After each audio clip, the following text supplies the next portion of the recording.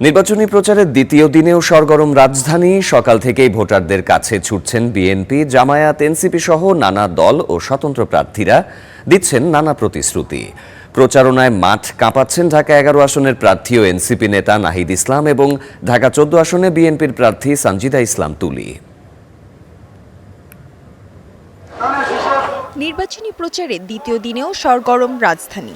সকাল থেকেই ভোটারদের কাছে ছুটছেন বিএনপি, জামায়াত, এনসিপি সহ নানা দল ও স্বতন্ত্র প্রার্থীরা দিচ্ছেন নানা প্রতিশ্রুতি।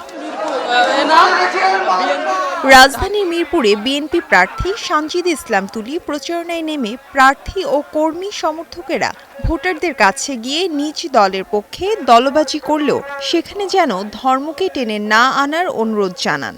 এই যে গত এক বছরে দেখা যাচ্ছে যে খুব দলবাজির মধ্যে ধর্ম আসছে, এইটা আমরা আসলে আশা করি না। আমরা চাই সব মানুষ সুন্দরভাবে প্রতিযোগিতামূলক একটা অবস্থায় নির্বাচনে অংশগ্রহণ করুক। ইনশাআল্লাহ ধানের শীষকে যেন আমরা সবাই মিলে বিজয়ী করতে পারি, জনগণকে সাথে নিয়ে।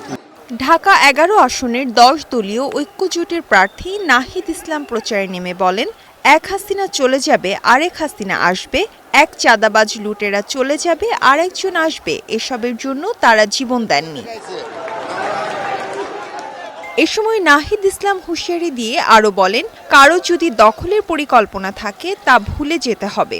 শাপলাকলির ভোটারদের কেউ আঘাত করলে পাল্টা আঘাত করা হবে।